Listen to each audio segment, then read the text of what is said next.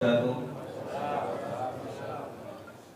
hamdalillah nahmaduhu wa nasta'inuhu wa nastaghfiruhu wa nastahdihi wa natubu ilayhi wa na'udzu billahi min shururi anfusina wa min sayyiati a'malina. May yahdihillahu fala mudilla lahu wa may yudlil fala hadiya lahu. Asyhadu an la ilaha illallah wahdahu la syarika lahu wa asyhadu anna Muhammadan abduhu wa rasuluhu la nabiyya ba'dah. Amma ba'd, fa inna asdaqal hadithi kitabullah wa khairal hadi Muhammadin sallallahu alaihi wasallam wa syarrul umuri muhdatsatuha wa kullu muhdatsatin bid'ah wa kullu bid'atin dhalalah wa kullu dhalalatin finnar. Ikhwatal iman wal akhwat al karimah, alhamdulillah kita bersyukur kepada Allah Subhanahu wa taala yang mempertemukan kita kembali di majelis yang mulia ini. Semoga Allah Subhanahu wa taala memberikan kepada kita semua ilmu yang bermanfaat dan amal soleh yang ikhlas dan diterima di sisinya.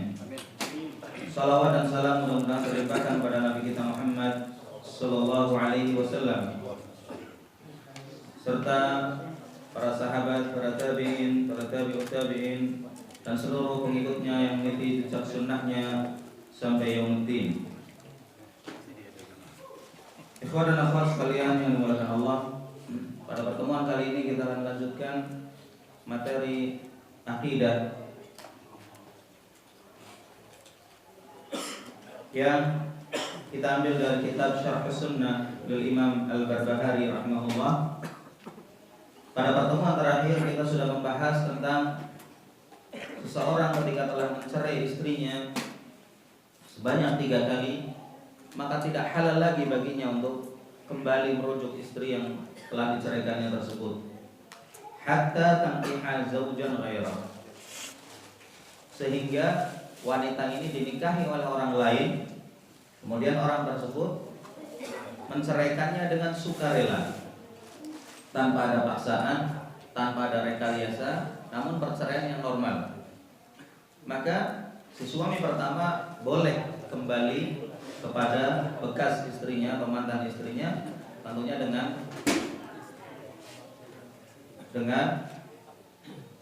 memenuhi semua syarat-syarat dan rukun nikah seperti pernikahan pertama kali. Kemudian termasuk akidah Ahlussunnah wal Jamaah bahwasanya darah seorang muslim itu haram hukumnya.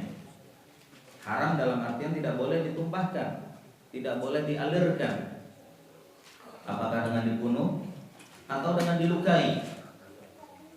Darah seorang muslim haram hukumnya karena dia telah bersaksi bahwasanya tidak ada ilah yang berhak disembah kecuali Allah, dan bahwasanya Nabi Muhammad adalah hamba dan rasulnya.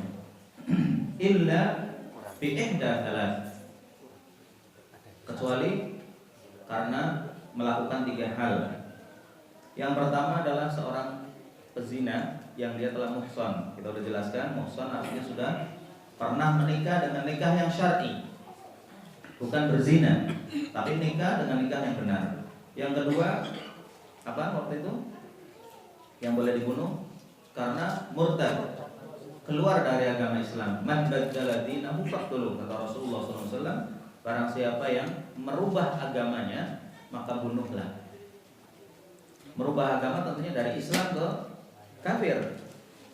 Orang ketika di luar Islam tidak dipaksa untuk masuk Islam. La ikraha fiddin, tidak ada paksaan dalam agama. Namun kalau sudah masuk Islam, maka tidak boleh keluar.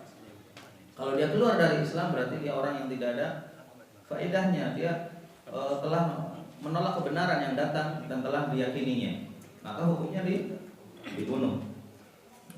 Diminta tobatnya 3 kali, kalau tidak dia dibunuh.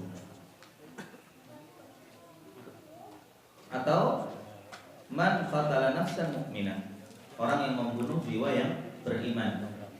Kalau ada orang membunuh saudaranya sesama muslim dengan apapun sebabnya, tentunya dengan maka dia akan dibunuh, yaitu dikisos. Pembunuhan yang tidak dibenarkan ya seperti misalkan karena bersengketa, karena cekcok, karena permusuhan pribadi atau permusuhan politik ya. Orang yang ikut terjun ke politik kadang-kadang amarahnya terbakar sampai bunuh-bunuhan gara-gara si A mendukung calon fulan, yang satunya mendukung calon yang lain, kemudian calon ini salah satunya kalah karena nggak terima akhirnya dibunuh. Terjadi sesama kaum muslimin.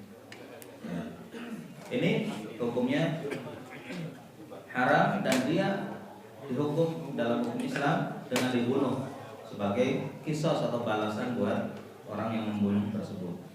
Kecuali pembunuhan dengan cara yang benar. Pembunuhan dengan cara yang benar apa? Apa pembunuhan yang dibolehkan dalam Islam? Pertahankan diri. Pertama, mempertahankan diri. Ya, dia misalkan mau diserang orang atau dirampok, dia bela diri. Kemudian rampoknya kalah mati.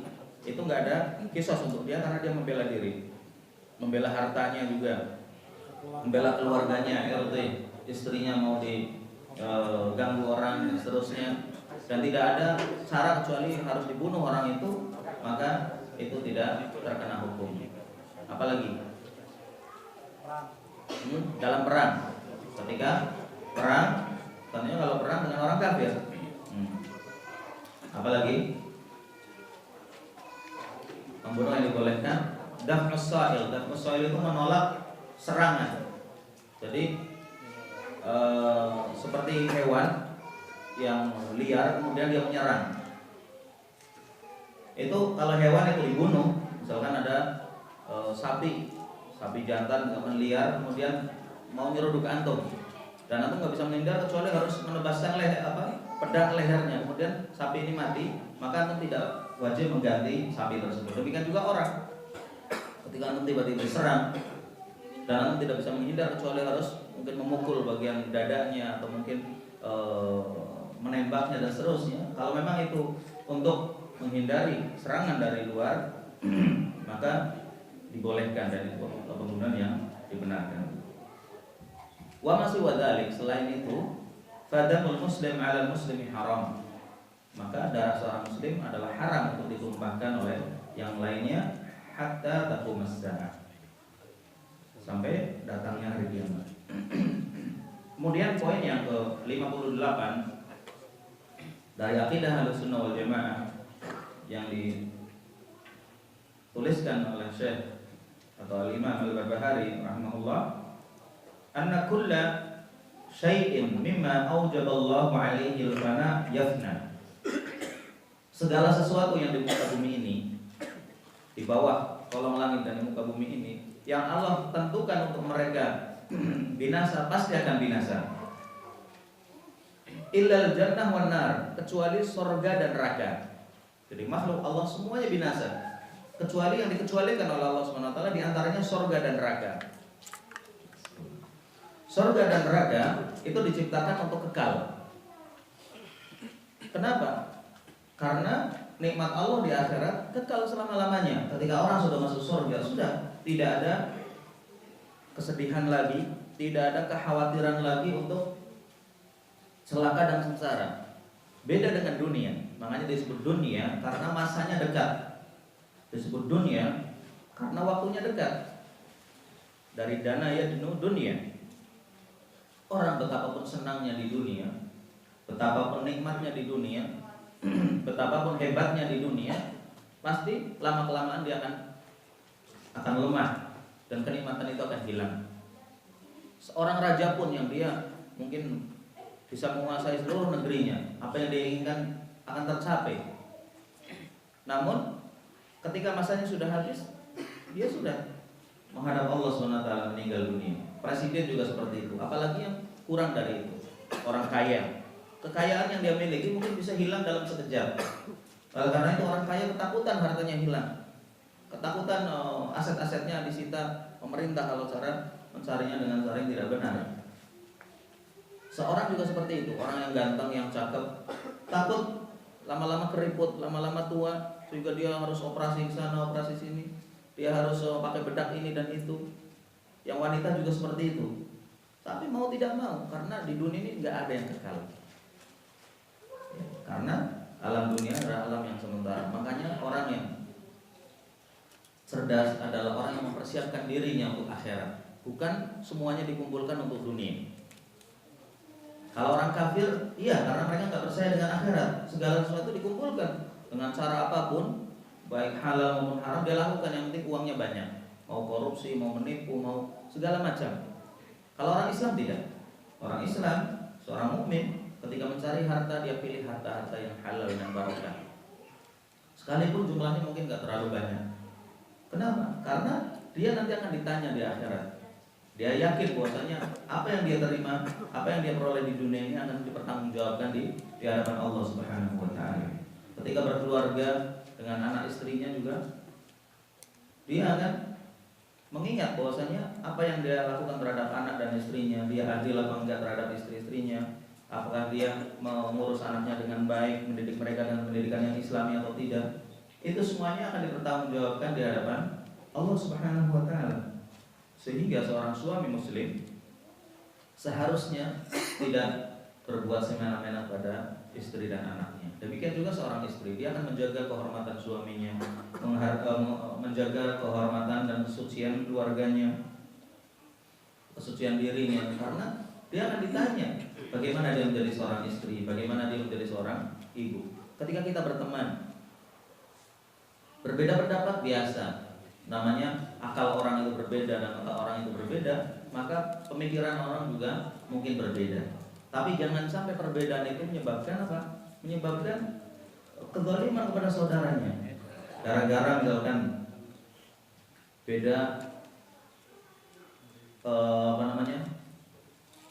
dukungan.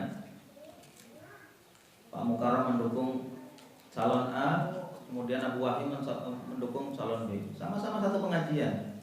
Berantem gara-gara jagonya yang satu kalah, satu menang. Yang sudah menang pun dikatakan, wah itu nggak benar, nggak layak dan pemimpin nasional. Sudah, itu sudah terjadi. Qadarallahu ma syaa fa'al. Mungkin yang kita harapkan nggak jadi, tapi yang sudah jadi sudah, mau diapain? Kewajiban seorang muslim terhadap pemimpin kalau ada kesalahan itu munasahah, menasehati. Menasehati kalau bisa langsung datang ke rumahnya, bertamu, Anda melakukan kesalahan ini, tolong diperbaiki karena itu akan dipertanggungjawabkan di hadapan Allah. Anda seorang muslim gitu. Kalau bisa. Kalau tidak, bisa melalui perwakilan, bisa melalui orang yang bisa diterima omongannya, surat dan seterusnya. Itu dalam Islam, dan kita sudah bahas tentang bagaimana wajibnya taat kepada waliul amr al-muslimin selagi dia masih sholat, sekalipun ada kesalahan. Bahkan para ulama mengatakan sekalipun kalian diambil hartanya dan kalian dijilid punggungnya oleh pemimpin itu, kalian harus tetap taat kepadanya selagi dia sudah menjadi pemimpin kaum muslimin. Ketika sebelum, boleh kita pilih yang terbaik, kita usahakan yang terbaik, tapi Allah menghendaki lain, dan memang masyarakat kita masih banyak yang belum tahu mana yang baik, sehingga mereka pilih yang kurang baik. Tapi ketika sudah terjadi, sudah, kita harus lapang dada. Kewajiban sesama muslim adalah menasehati, bukan hanya mencela. Paling gampang mencela. Penonton bola itu seolah-olah lebih hebat dari pelatihnya. Digoblok-goblokin itu kapten sebelasan. Itu seharusnya ke sana. Coba, bodoh itu, goblok kamu. Kalau ditendang sana pasti masuk. Giliran dia turun mungkin baru 10 menit sudah pingsan karena nggak pernah lari. Ngos-ngosan.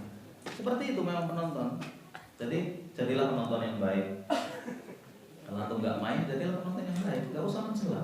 Doakan mudah-mudahan gol. Ya kan? Mau apa lagi? Antum teriak-teriak juga nggak akan bisa memenangkan permainan itu. Itu ibaratnya. Di negeri kita, ya kita harapkan yang terbaik untuk kaum muslimin terutama, dan untuk masyarakat Indonesia secara umum. Ya. Kita nggak masuk karena kita orang Indonesia harus dukung Indonesia 100%, enggak. Kalau yang baik kita dukung, yang tidak baik kita rubah. Bagaimana cara merubahnya? Apakah harus dengan kekerasan? Kekerasan tidak menyelesaikan masalah. Ya. Rasulullah SAW merubah orang kafir Quraisy, dan kafir Quraisy terkenal orang yang paling paling keras kepala, paling susah, tabiatnya keras. Sampai sekarang antum bisa lihat penduduk Mekah beda dengan penduduk Madinah. Madinah itu lembut, halus, dan luar biasa. Tapi Mekah, mungkin antum yang pernah kerja di Mekah tahu pengaruh ya. Karena tabiat geografis di Mekah juga batu-batu semua, gunungnya batu, dan mau bergaul dengan semua orang di seluruh dunia yang datang ke sana akan berpengaruh. Tapi Rasulullah SAW tidak melawan mereka dengan kekerasan. Dengan apa? Dengan akhlak beliau yang mulia, dengan diajarkan kepada mereka akidah yang benar. 13 tahun, bayangin, 13 tahun Rasulullah SAW mengajarkan La ilaha illallah Muhammad Rasulullah. Kita belum berdakwah, ataupun kalau sudah berdakwah belum seberapa dibanding dakwah Rasulullah SAW. Kita sudah menyalahkan, sudah mencela, sudah mengkafirkan, waliyadzubillah, atau menyesatkan. Mereka rata-rata belum tahu. Ketika mereka melakukan kesalahan, rata-rata itu karena bodoh. Mereka taklid kepada kiainya, percaya 100% pada kiai dan gurunya. Sementara gurunya belum tentu benar. Oleh karena itu, kita harus sampaikan dengan arif, dengan bijaksana, dengan baik, sehingga insya mereka akan menerima. Kebaikan itu, biarpun ya, orang pertamanya membenci dan tidak menyukainya, kalau memang disampaikan dengan benar, pasti akan diterima. Karena kebaikan dan al-haq itu sesuai dengan fitrah manusia.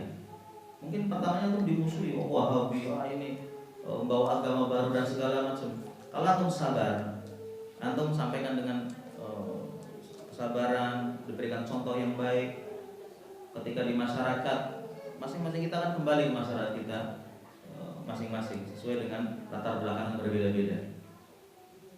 Mungkin antum akan dianggap aneh atau tidak diterima di awalnya. Tapi ketika antum memperlihatkan akhlak yang baik, ketika saudara kita ada yang sakit atau tetangga kita ada yang kesusahan, kita pertama kali yang bantu dia. Ketika orang yang mencela kita, biasa mencela, dia sedang kena musibah, kita yang pertama kali menolong dia. Itu insya Allah dia akan berubah 180 derajat. Dan itu sudah dicontohkan oleh Rasulullah SAW. Ada orang yang sangat benci pada Rasulullah, tapi Rasulullah terus baik. Setiap hari berbuat baik sama dia. Sampai akhirnya ketika orang yang membenci Rasulullah ini sakit, itu Rasulullah bertanya, di mana orang ini yang suka mencela dan dalam riwayat atau disebutkan suka meludahi beliau? Ditanyakan, dikatakan dia sedang sakit ya Rasulullah. Akhirnya Rasulullah yang pertama kali menjenguk dia. Abu Jahal, Abu Lahab, teman-teman dia nggak ada yang menjenguk. Rasulullah yang tiap hari disakiti menjenguk orang tersebut, yang akhirnya dia asyhadu annaka Rasulullah, asyhadu alla ilaha illallah annaka Rasulullah. Dia bersaksi bahwa benar apa yang dibawa Nabi Muhammad itu benar. Nah, kita sebagai seorang muslim juga masing-masing kita adalah dai. Dai itu nggak harus ceramah di podium, nggak harus ngasih khutbah Jumat, nggak harus ngasih pengajian untuk umum. Tidak, dai itu dengan perbuatan itu merupakan dakwah. Antum berikan contoh yang terbaik untuk masyarakat, untuk keluarga, untuk anak dan istri, untuk saudara-saudara. Insya Allah mereka akan ikuti secara tidak dipaksa. Bagaimana kita akan menjadi seorang dai kalau kita sendiri tabiatnya masih buruk, gampang tersinggung, mudah marah, susah untuk menerima orang lain, susah untuk menerima perbedaan. Ketika ada perbedaan, selagi perbedaan itu dibolehkan, selagi perbedaan itu punya dalil, nggak apa-apa. Orang tidak bisa memaksakan pendapat dan kehendaknya kepada orang lain. Iya. Wa kullu syai'in mimma aujaballahu 'alaihi al-fana yafna. Segala sesuatu yang Allah tetapkan untuknya kebinasaan pasti akan binasa. Semua yang ada di dunia pasti akan binasa. Illal jannah wan nar. Kemudian apalagi wal arsh wal kursi. Termasuk makhluk Allah yang tidak binasa adalah arsh. Arsh dikatakan itu adalah rahmatullah seperti kubahnya dunia. Arsh itu makhluk Allah yang paling besar. Itu untuk langit dan bumi itu seperti kubah. Langit dan bumi ada di bawahnya. Dan Allah Subhanahu wa taala bersemayam di atas arsy. Ar-Rahmanu 'alal 'arsy istawa. Allah Subhanahu wa taala yang Maha Pengasih bersemayam di atas arsy. Ini arsy tidak binasa. Ketika ketika datang hari kiamat dunia ini hancur, arsy tidak hancur.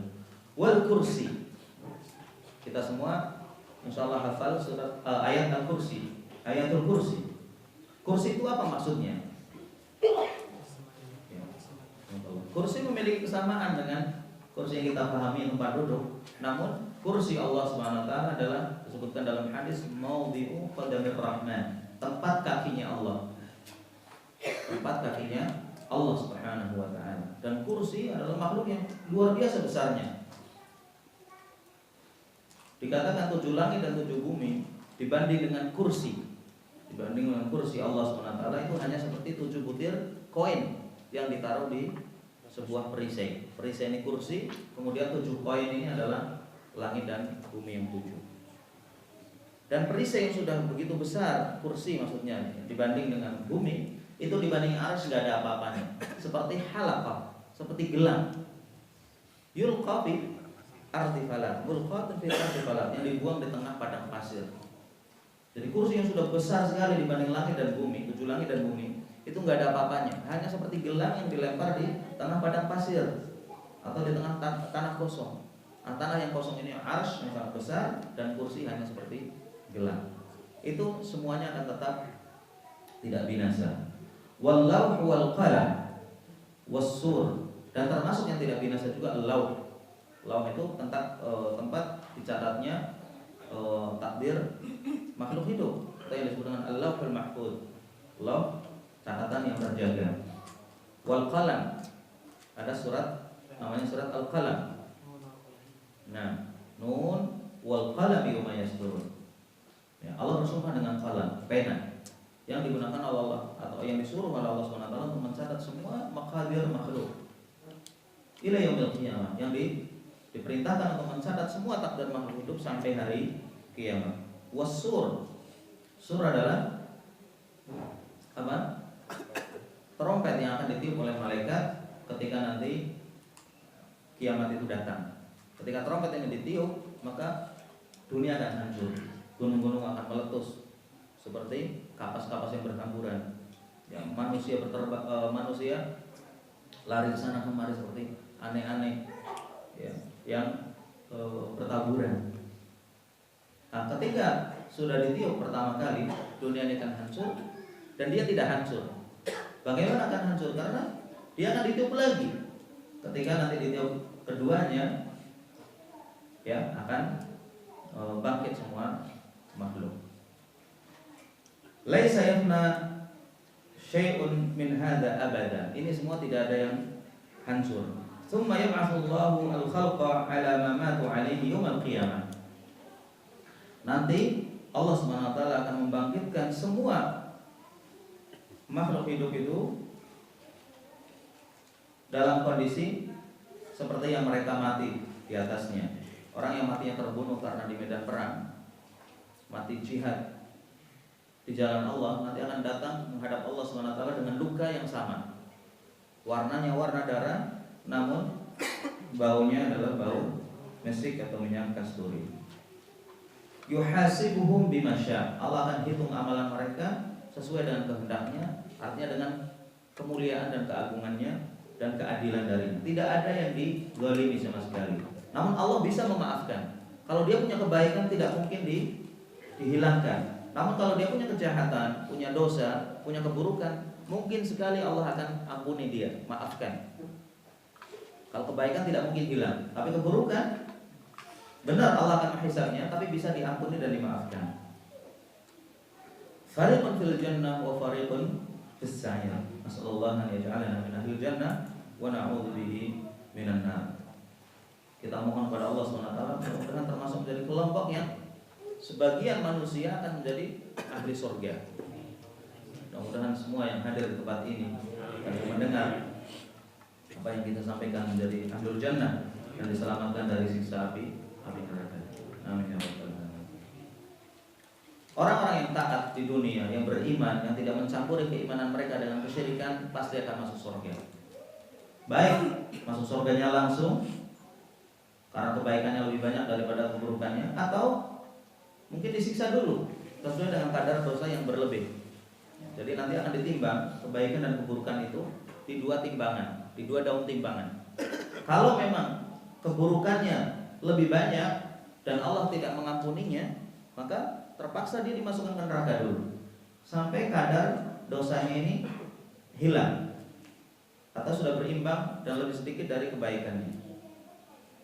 Kalau sudah, maka Allah akan masukkan ke surga kalau dia orang yang bertauhid, kalau dia orang yang tidak menyekutukan Allah Subhanahu wa ta'ala. Dan orang yang bertauhid akan dijanjikan oleh Allah Subhanahu wa ta'ala akan dihapuskan dosa-dosanya. Wa fariqun fis sa'ir, dan sebagian manusia akan masuk dalam neraka waliyadzubillah. Wa yaqulu li sa'iril khalq, kemudian Allah akan berfirman kepada semua makhluk, mimman lam yukhlaq lil baqa kunu turaba. Allah akan berfirman kepada makhluk-makhluk, ya, selain manusia dan jin yang mereka tidak diperintahkan atau ditakdirkan untuk kekal, kunu turaba, jadilah kalian debu. Jadi gunung, tumbuhan, hewan nanti akan menjadi debu semuanya. Kalau manusia dan jin mereka akan dihisab, akan dihitung oleh Allah Subhanahu wa ta'ala. Itu keyakinan Ahlus Sunnah wal Jamaah tentang di hari kiamat nanti dan makhluk-makhluk yang akan tetap kekal dan tidak binasa. Kemudian akidah berikutnya dari akidah Ahlus Sunnah wal Jamaah adalah al-imanu bil qisas yaumil qiyamah bainal khalqi kulluhum atau kullihim. Kita beriman bahwasanya Allah Subhanahu wa taala akan melakukan pembalasan atau memberikan kesempatan kepada seseorang yang terzalimi di dunia itu untuk membalas, melakukan qisas di akhirat kelak. Dan ternyata ini bukan hanya untuk manusia saja, namun sampai hewan pun diberikan kesempatan. Dikatakan dalam hadis bahwasanya kambing yang bertanduk dulu di dunia suka menyakiti kambing-kambing yang tidak bertanduk akan dirubah. Tanduknya dikasihkan, atau kambing yang tidak bertanduk dikasih tanduk, dan yang dulu bertanduk di dunia diambil tanduknya. Sehingga apa? Sehingga yang dulu disakiti di dunia dia bisa membalas di akhirat kelak. Ini semua dilakukan oleh Allah Subhanahu wa ta'ala atau diizinkan oleh Allah Subhanahu wa ta'ala untuk makhluknya di qantarah. Qantarah itu jembatan yang bentuknya melingkar ke atas. Biasanya jembatan rata atau agak ke bawah, ini ke atas, melengkung ke atas. Ini banyak di biasanya sungai-sungai kecil. Dibikin jembatan yang melengkungnya setengah lingkaran atau seperempat lingkaran ke atas. Ini namanya qantarah. Qantarah itu letaknya setelah sirat, yang disebut dengan siratal mustaqim, yang dipasang di api neraka, di atas neraka jahanam. Jadi kalau orang habis dari mahsyar, padang mahsyar, itu mereka disuruh melewati sirat yang dipasang di atas api neraka jahanam. Kalau yang selamat, dia calon ahli surga. Yang selamat sampai ujung, dia akan masuk surga. Namun sebelum masuk surga, mereka dibersihkan dulu dari kezaliman. Yang dulu pernah memukul saudaranya tanpa sengaja, tanpa kebenaran, yang mungkin pernah mengambil hartanya, mungkin pernah menyakiti dan seterusnya, semuanya di situ dikisos. Yang pernah mukul tanpa kebenaran suruh dipukul. Jadi jangan merasa hebat mukul orang atau menyakiti orang karena antum lebih kuat dari dia. Jangan, karena itu akan ditabung dan di hari kiamat nanti akan dibalikin ke orang yang mendoliminya. Kecuali kalau dimaafkan. Makanya segera minta maaf kalau kita bersalah pada orang. Kalau tidak, nanti akan dikisos. Tidak mungkin dia akan lepas dari penghitungan dan pengadilan Allah SWT.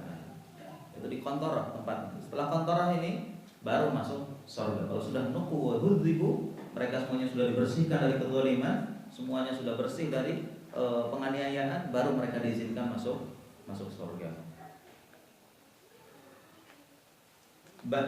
Bani Adam was-siba wal hawa hatta adz-dzurra min adz-dzurra.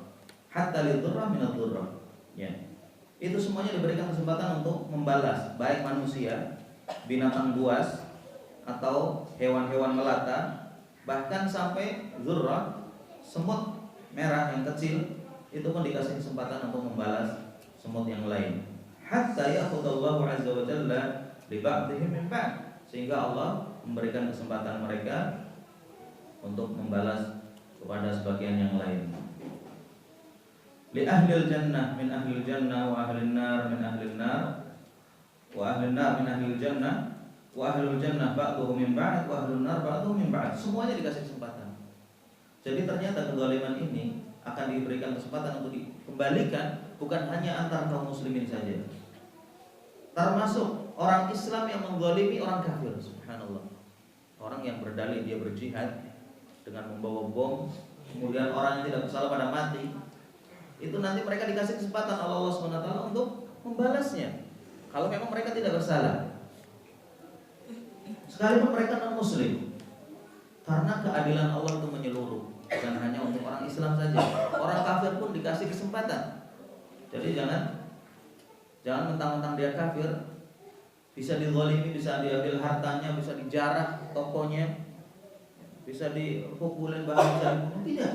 Orang kafir pun dihormati dalam Islam. Apalagi dia masuk dengan minta keamanan kepada negara yang dia masuki, atau yang disebut dengan ahlul dhimmah atau al-mu'ahid, orang yang masuk dengan perjanjian. Dan orang asing yang masuk ke suatu negara itu rata-rata mereka punya perjanjian. Jadi Allah Subhanahu wa taala dengan keadilannya itu bukan hanya memberikan kesempatan bagi orang yang mazlum, orang yang teraniaya, untuk mengembalikan kezalimannya atau membalas kezaliman yang pernah dia terima kepada sesama muslim saja. Namun non muslim pun dikasih kesempatan. Ya. Mereka yang teraniaya diambil hartanya, dijarah, disakitin, ya, mungkin dipenjara dan seterusnya tanpa kebenaran. Ya, mereka tidak bersalah namun disalahkan. Dan yang lainnya nanti diberikan kesempatan oleh Allah Subhanahu wa taala. Bagaimana tidak? Hewan saja yang tidak punya agama, hewan yang tidak punya akal pun dikasih kesempatan, apalagi manusia, sekalipun dia kafir atau ahli nar, ya, sekalipun dia ahli nar. Oleh karena itu ketika orang kafir dia berbuat baik di dunia, Allah akan balas. Ketika orang kafir dia suka bersedekah, suka membantu, suka menolong, Allah akan berikan balasan. Tapi di mana? Di dunia. Diberikan balasan tapi hanya di dunia. Dia akan dimudahkan bisnisnya, akan dilancarkan usahanya dan seterusnya. Tapi di akhirat tidak punya balasan apa-apa. Tapi kalau terzalimi dan dia tidak memaafkan, maka di akhirat pun akan diberikan kesempatan oleh Allah Subhanahu wa taala. Wa ikhlasul amal lillahi wahdah. Termasuk akidah Ahlussunnah wal Jamaah harus mengikhlaskan amalan dan ibadah itu hanya untuk Allah semata. Tidak ada yang berhak untuk diibadahi kecuali Allah Subhanahu wa taala. Kemudian termasuk akidah Ahlussunnah wal Jamaah adalah ar-ridha biqada'illah. Ar-ridha biqada'illah was-sabr 'ala hukmillah. Ridha dengan qada, ketentuan Allah Subhanahu wa taala, dan bersabar atas hukum Allah. Ketika seseorang tertimpa musibah, terkena sesuatu yang tidak menyenangkan, maka seorang muslim berkewajiban untuk bersabar dan ridha. Karena itu semua telah ditentukan oleh Allah Subhanahu wa taala. Mungkin secara zahir dia sakit, secara zahir dia merasa kesulitan, namun di belakang itu ada kebaikan dan hikmah. Seorang ketika ditimpa musibah, baik itu penyakit, apa hartanya hilang, atau kesulitan hidup, sampai duri yang menusuk kakinya, itu akan menjadi kebaikan buat dia. Karena pertama akan menghapuskan dosa-dosanya. Sampai duri yang menusuk kaki kita itu sebagai penghapus dosa, apalagi yang lebih dari itu. Kalau seorang dosanya sudah habis, diampuni oleh Allah SWT, akan mengangkat derajat dia. Ketika orang dikasih penyakit, dikasih kesulitan hidup, ya, itu akan diangkat derajatnya di sisi Allah Subhanahu wa taala. Dan itu kebaikan buat dia di akhirat. Diberikan kesempatan untuk mengurangi dosanya di dunia. Oleh karena itu, ketika Rasulullah SAW menghadapi sakaratul maut, beliau merasakan sakit yang luar biasa. Yang rasa sakitnya 2 kali lipat rasa sakit orang biasa. panasnya, demamnya itu 2 kali lipat panas dan demamnya orang biasa. Kenapa? Karena pahala beliau akan berlipat melebihi pahala orang biasa. Wasabr ala hukmillah, seorang harus bersabar. Mungkin ketika kita menjalankan perintah Allah atau menjauhi larangannya, akan banyak tekanan, akan banyak omongan, cibiran dari orang. Wah itu seperti mutawak saja diomong seperti itu. Wah sok alim, sok ini dan itu. Itu omongan yang menyakitkan, tapi kita harus bersabar. Ya. Mungkin orang yang senang berpakaian dengan pakaian yang tidak islami dan syar'i, dia sudah terbiasa dengan kehidupan yang seperti itu. Namun ketika dia tahu hukum Allah, diantaranya misalkan masalah kain, tidak boleh dalam Islam melebihi mata kaki, karena izar muslim baina as-saq wal ka'ab. Ya. Izar atau kain seorang muslim itu panjangnya maksimal itu di atas mata kaki atau antara betis dan mata kaki. Yang turun dari itu terancam dengan api neraka. Mungkin itu nggak suka antum atau kita mungkin kurang suka karena biasa pakai celana yang panjang sampai ke bawah, sampai menutup mata kaki atau sampai menutup sepatu. Tapi karena itu hukum Allah, kita harus bersabar. Ya. Karena pertama untuk menghindari siksaan Allah SWT. Karena Rasulullah bersabda, ma'asfala minal izar, ma'asfala minal ka'baini minal izar, fahuwa finnar. Bahwasanya kain yang di bawah mata kaki itu nanti terbakar dengan api neraka atau akan dibakar dengan api neraka.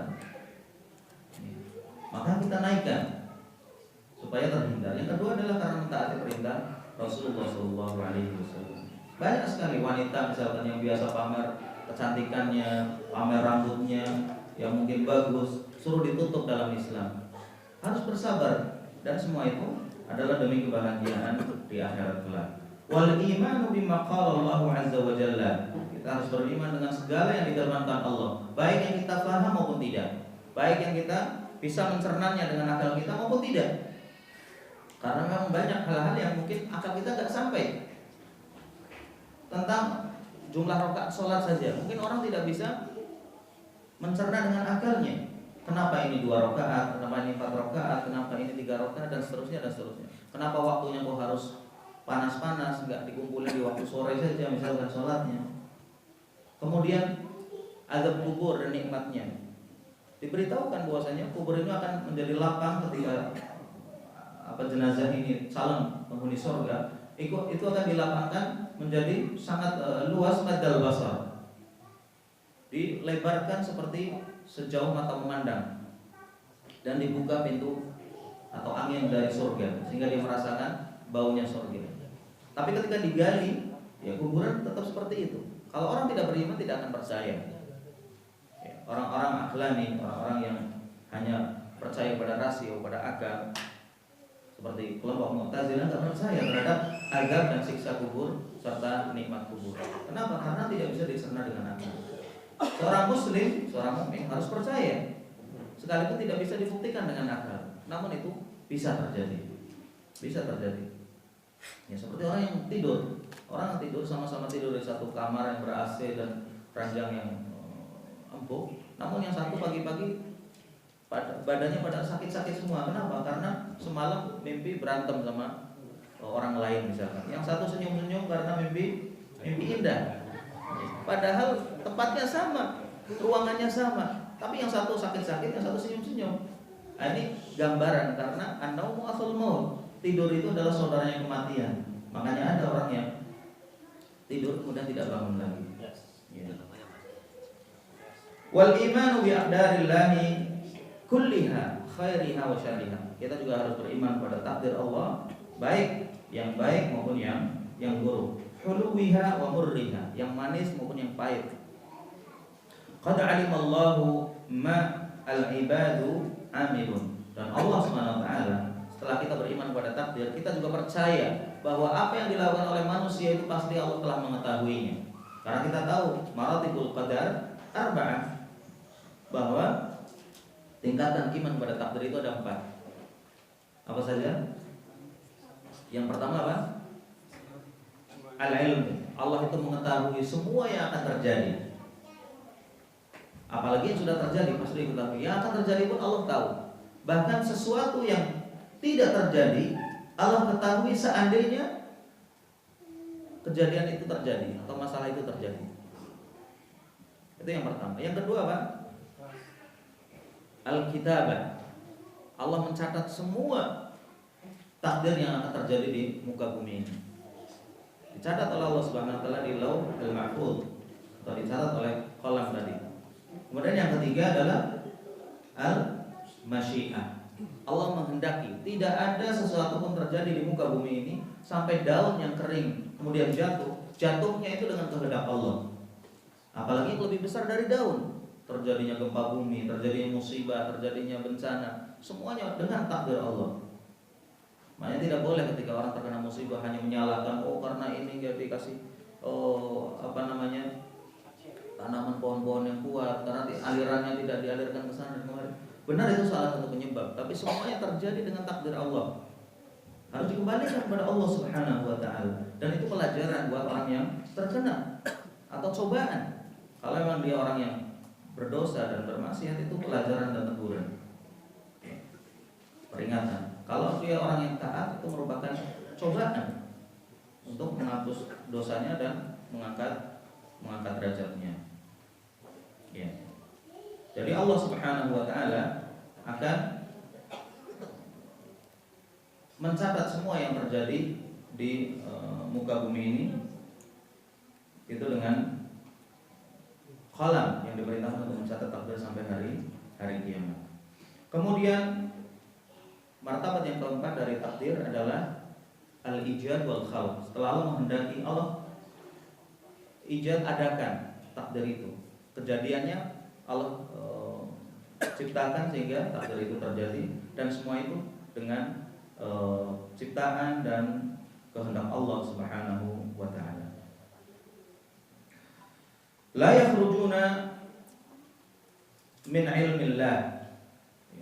Allah mengetahui apa yang akan dilakukan oleh hambanya, dia akan menjadi orang baik atau buruk. Wa ila ma hum sairun, dan kemana mereka akan berlabuh. Ada yang berlabuh ke surga, ada yang ke neraka. Semua kita sudah dicatat oleh Allah Subhanahu wa taala akan menjadi penghuni mana.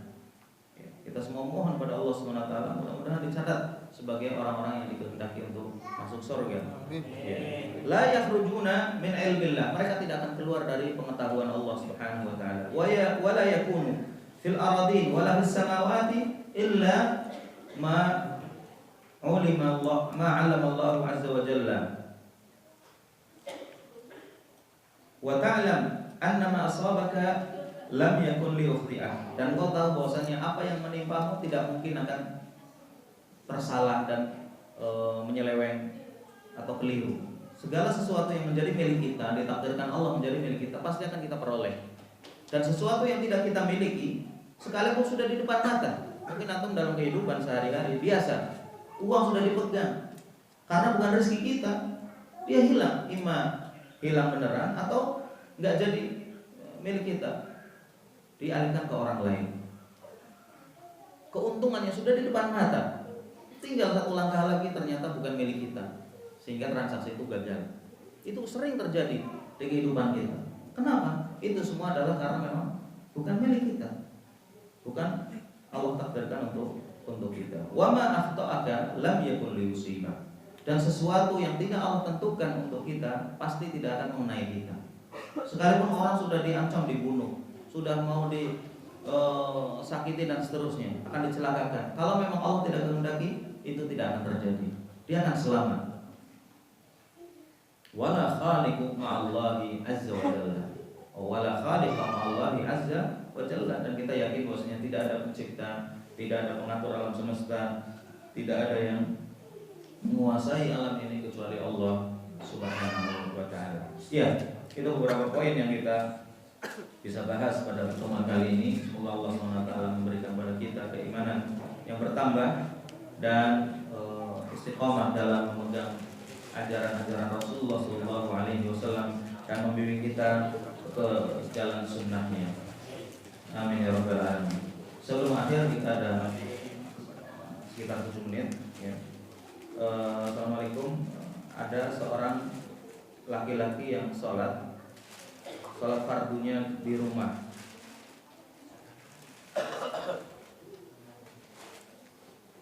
Apakah seorang laki-laki yang sholat fardunya di rumah terancam neraka? Ya. Tentang ancaman siksa atau neraka bagi orang yang sholat fardu di rumah, sejauh yang Anda ketahui tidak ada ancaman neraka. Namun Rasulullah yang mengancam akan membakar rumahnya. Nah, artinya dilarang oleh Rasulullah SAW, dan kita sudah jelaskan bahwasanya itu termasuk dalil yang diambil oleh ulama yang berpendapat bahwa sholat fardu itu bagi laki-laki wajib dilakukan di masjid. Kalau di rumah itu dosa. Namun ancaman nerakanya untuk orang yang sholat di rumah, Anda nggak tahu hadisnya. Tapi kalau namanya meninggalkan yang wajib ya dosa. Dan ketika dosa dia terancam dengan api neraka. Namun teks hadis atau Quran yang menyebutkannya tentang dia terancam api neraka itu anak nggak ingat sekarang. Cuman disebutkan barang siapa yang meninggalkan sunnah-sunnah Rasul atau Nabi mereka, sunnah al-Huda, itu mereka akan sesat, dan kesesatan ujung-ujungnya ke neraka. Oleh karena itu bagi kita kaum pria, maka usahakan sholatnya di masjid. Ya baik kita mengikuti pendapat yang wajib maupun yang sunnah, tapi sholat di masjid itu pendapat merupakan fadilah. Baik dari segi pahala, dan setiap langkahnya ke masjid akan menghapuskan dosa dan mengangkat derajat, dan pahalanya akan berlipat sampai 27 derajat. Wallahu a'lam.